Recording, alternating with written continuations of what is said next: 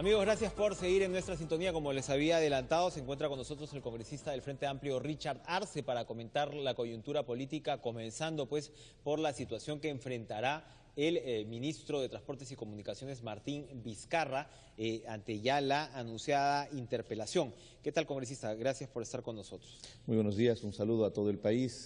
TV Perú llega hasta los más recónditos lugares de nuestra patria. Bueno, ¿cuál es la situación que usted observa en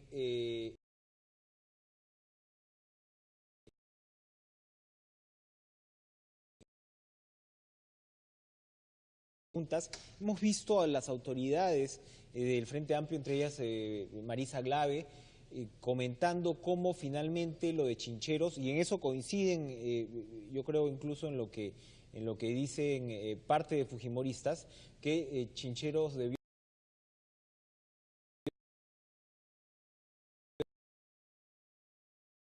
la plata que va a poner a lo largo de los años por este tema de los intereses que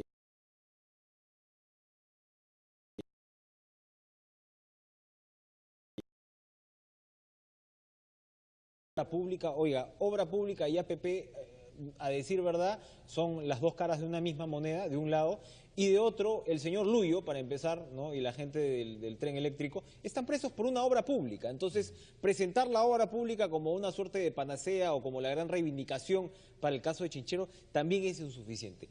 ¿Qué nos dice? ¿Cuál es la posición del Frente Amplio al final sobre lo que se debió hacer con Chinchero? Ante todo, mencionar que en el caso de la interpelación que se va a hacer al señor Vizcarra es distinto a la situación que se vivió con el señor Saavedra. En el tema del señor Saavedra ya había una consigna para una censura.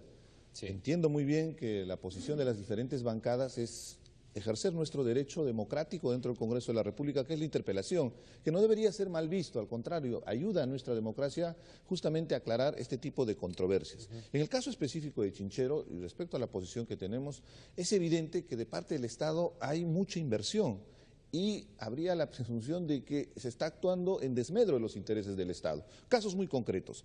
Se va a adquirir los terrenos de parte de las comunidades por más de 70 millones. Se va a hacer todo este proceso de remoción de tierra por más de 140 millones. Eso lo hace el Estado. Después el Estado, todo es inversión del Estado. Después se va a invertir en la construcción y son más de 260 millones. Y adicionalmente estaban pidiendo un adelanto de 40 millones. Y al finalizar la construcción del aeropuerto, la operación y el mantenimiento lo van a tener por 35 años. Prácticamente una obra pública. Ese es el principal cuestionamiento, porque muy bien, una alianza público-privada que no viene de ahora, esto es un modelo que inclusive se ha desarrollado muy bien en Europa, lo empezó Margaret Thatcher, funciona en el sentido de que se puede lograr eficiencia de parte del Estado, sobre todo a la hora de hacer la inversión pública. Pero en este caso específico prácticamente es el Estado. Ahora, pero en este caso, al final, Vizcarra pues había dicho después de toda la controversia, efectivamente es un tema controversial. Y el actual gobierno pues se ha visto en problemas, ¿no?, frente a un contrato, ¿no?, anterior. Incluso le ha respondido pues al exministro Alonso Segura, que salió a decir, bueno, que el contrato no es lo que se dice, que podía tener una serie de salidas y de renegociaciones, ¿no?, con el privado. Vizcarra ha dicho, Segura no es quien para enseñarnos a nosotros. Un tema complicado, ¿no? O sea, el destrave no es de repente lo que el gobierno no creía que iba a hacer. Pero luego de toda la discusión, al final Vizcarra dice, ¿saben qué? Vamos a esperar la opinión de la Contraloría para poder tomar finalmente una decisión. En ese contexto, una interpelación que, bueno, usted dice, no es lo de Saavedra, pero siempre, bueno, cabe esperar. Hay la sombra. Cualquier, por supuesto, con un control completo por parte del fujimorismo, casi completo por parte del fujimorismo del Congreso. Uno dice, bueno, podrá llegar a la censura. Censurar a un vicepresidente te pondría pues en una situación política bastante delicada. Se han hablado de los rumores, que creo que son más que rumores, que la posibilidad de que Vizcarra pues pensó en renunciar, ¿no?, para no de alguna manera complicar la figura vicepresidencial.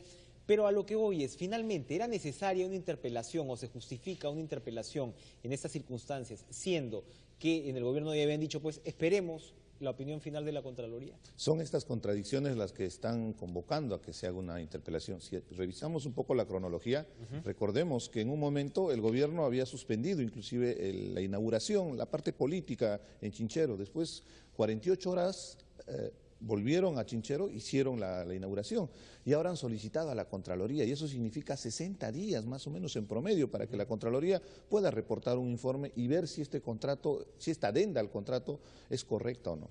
Lo concreto es que en ese momento se pudo haber esperado estos 60 días y nos evitábamos esta sobreexposición del ministro Vizcarra. Yo soy muy consciente que dentro del gabinete el ministro Vizcarra agota, desgasta, ¿no? Desgasta. Un proceso de interpelación de estas características, sea como sea, va a desgastar. Además, viendo el perfil que tiene el actual gabinete y el nivel de aprobación que tiene actualmente el señor Pedro Pablo Kuczynski, hay un gabinete de personas técnicas con experiencia en gestión pública, pero les falta el ápice político. Y justamente Vizcarra se suponía Vizcarra es el as bajo la manga que tiene el gobierno porque ha tenido la capacidad inclusive de abordar conflictos sociales y es una persona con experiencia política.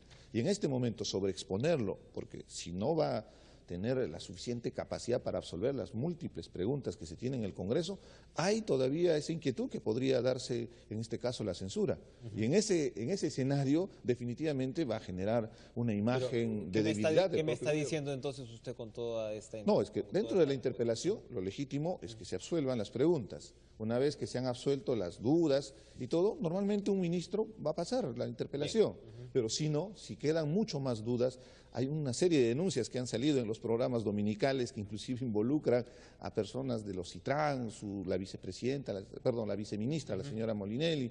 Este tipo de información de alguna manera abona a que en esta pero entonces, ¿qué le dice el Frente Amplio del Cusco? Entonces, ¿qué cosa? El Cusco es para ustedes absolutamente central. Chincheros es un reclamo no fundamental. Siempre vamos a encontrar denuncias y claro, se ha dicho pues que si la hermana del Premier no había tenido influencias y si el Premier había tenido influencias y ahora si la señora Molinelli y podemos, bueno, encontrar seguramente 1000 denuncias más.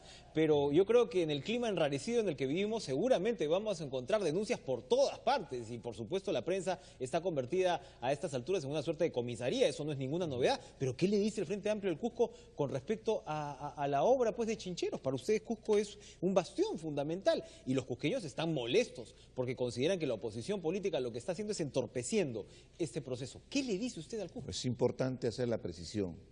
El Cusco merece tener el aeropuerto internacional de Chinchero, no por esta coyuntura, viene desde hace tantos años y durante todo este tiempo los gobiernos de turno han estado postergando este legítimo derecho, que no solamente va a beneficiar al Cusco. Yo vengo de la región Apurímac y va a ser muy importante que tengamos un aeropuerto internacional en Chinchero. Eso va a garantizar desarrollar todo un circuito turístico pues, que involucra pero al final lo que se está haciendo es que no no se va a dar Chinchero. Pero las condiciones, justamente lo que acabamos de conversar hace un momento. O sea, el Estado no va a financiar a las empresas privadas para realizar una obra. Entonces, se pudo haber construido y después la concesión sí es obra pública.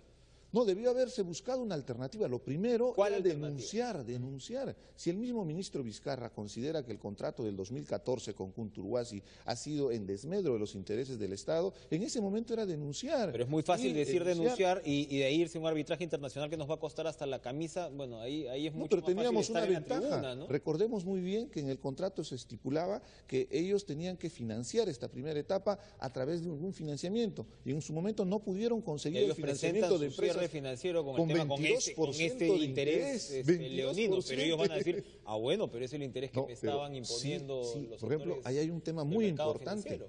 Cuando se firmó el contrato, intervino Ocitran y está estipulado que el informe de Ocitran debía de haberse considerado dentro del proceso de licitación y ahí se hablaba de la tasa de interés que muchas veces muchos trataban de argumentar que no existía una tasa de interés. Sí existía una tasa de interés que era del 9.25%, era 7.25 más 2% que el Ocitran en su momento como órgano regulador propuso para que se considere dentro del proceso de licitación. Han tratado de alguna manera maquillar en el 2014 responsabilidad directa del gobierno del señor Ollantumala. Eso no está en cuestión. Claro, pero Vizcarra dice, ya como estaban las cosas, nosotros hemos incluso recurrido a la CAF para que nos reestructure una propuesta de financiamiento y aún así los intereses superaban los 450 millones de dólares. O sea, bajo los intereses de la empresa. No es tan fácil. Pero ya teníamos ahí la cláusula que ellos no habían logrado el financiamiento y se podía renegociar. En este mundo de los arbitrajes, de las controversias entre sector público y sector privado, siempre ha salido a favor de las empresas. Usted lo que le dice a Cusco es, debimos irnos a un arbitraje. Buscar una solución con esa empresa, pero buscando el mayor beneficio. Por ejemplo, si estamos haciendo la inversión en esta etapa, todo lo que te he descrito, lo correcto era que reduzcamos el periodo de concesión. haciendo un análisis de costo-oportunidad Se va a hacer a partir de julio. Dice que eso lo puedes hacer 3 años después de firmado el contrato. Lo hubieran podido presentar como propuesta. No podías parte de la negociación hasta antes de la negociación. Lo importante es que este aeropuerto es importante para la región. Eso yo creo que además somos parte de esa macro-región sur que requiere como potencial el aeropuerto, pero defendiendo los intereses del Estado. Creo, sin ánimo de defender a Vizcarra, que la propia región debe estar medio confundida con los actores políticos sobre cuál es la intención final. En la región la posición es que la clase política, como usted acaba de expresar, está bloqueando un proyecto legítimo, una necesidad impostergable, que año a año la clase política ha estado simplemente utilizando al Cusco. No quiero terminar esta conversación sin que nos comente este incidente en Aymaraes. Usted, bueno, es un atentado, ¿no?, al municipio, ha quedado, no sé si tenemos las imágenes, el municipio ha quedado en muy mal estado, ha sido un atentado dinamitero. ¿Cuáles son los móviles de los cuales se está hablando? Se habla pues de minería informal. Sí, lamentablemente para la madrugada del sábado, probablemente más o menos 1:30 de la mañana, hubo un atentado al municipio de San Juan de Chacña, es un distrito de la provincia de Aymaraes, en la región Apurímac. Días antes hubo un proceso de interdicción de parte de la policía para entrar a cada uno de los domicilios y sacar la dinamita de los mineros artesanales.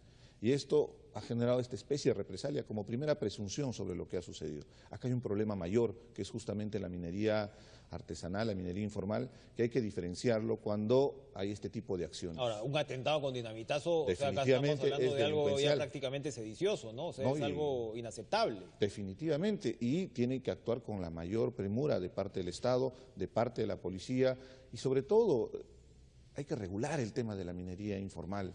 Es muy importante, hay un sector que trabaja, que necesita esta actividad económica, pero cuando hay este tipo de reacciones es hasta cierto punto delincuencial. ¿No se suponía que las facultades legislativas, más bien esto, se había abierto una ventana, se iba a ordenar ese proceso, se tenían metas más realistas, ¿no?, frente a lo que se consideró pues el fracaso del proceso en el gobierno anterior? ¿Qué ha pasado por ahí? En realidad es un problema de las competencias sectoriales.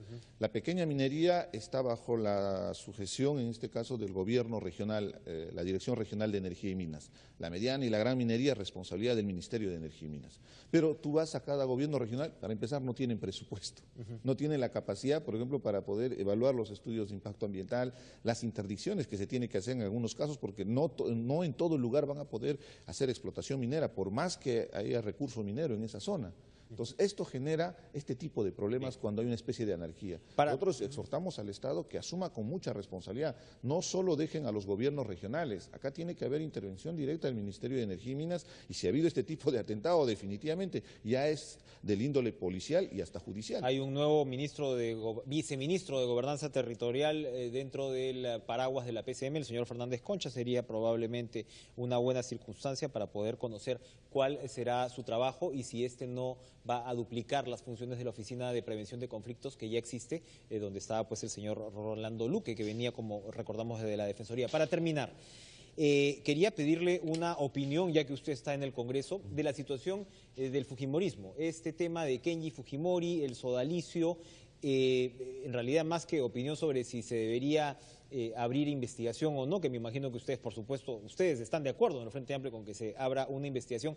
¿Cómo se ha visto dentro del Congreso estas marchas y contramarchas que Kenji Fujimori, que reclama la apertura, ¿no?, de la comisión, y luego dicen sí, vamos a hacerlo, pero escuchando a Keiko Fujimori, y ahí retroceden otra vez al primer casillero? ¿Qué se dice del Congreso? Están pidiendo que intervenga la Defensoría. La Defensoría, que ya sabemos... Que debió haber intervenido de oficio para empezar. Porque sí, pero el papel de la Defensoría es limitado. Y el papel de la Defensoría lo que puede decirle es a la Fiscalía, bueno, usted actuó bien o actuó mal, no mucho más allá. ¿Qué se dice en el Congreso de las diferencias dentro del Fujimori? Lo primero, resaltar que en el Congreso había una posición multipartidaria que fue promovida por el congresista de Belaunde para poder formar una comisión investigadora por este caso de sodalicio, porque la Fiscalía en una primera instancia ha estado tratando de deslindar responsabilidades, después Roma ha estado tratando de proteger a este señor Figari, y hay denuncias, el propio sodalicio ha denunciado a agresores psicológicamente, físicamente, hasta sexualmente a jóvenes durante más de 30 años. Entonces definitivamente tenía que darse un mensaje político, y ahí el fujimorismo se equivoca, porque en el Consejo Directivo, al tener esa posición de no iniciar esta comisión investigadora, genera una imagen negativa frente a la pederastría y sobre todo a la violación de niños, que son crímenes execrables. Y lo que está sucediendo, definitivamente, yo saludo lo que hizo el señor Kenji estuvo bien, claro. Por supuesto, y creo que con cualquier... en este tipo de posiciones tenemos que hacer conciencia entre todos los congresistas para luchar contra este problema. Lamentablemente siempre va a haber diferencias dentro de los partidos políticos, pero que no debe trascender más allá. Gracias, congresista Richard Arce, parlamentario Frente Amplio, por comentar pues la coyuntura política esta mañana con nosotros. Vamos a ir de inmediato con nuestra compañera Yuli Guevara a la sede.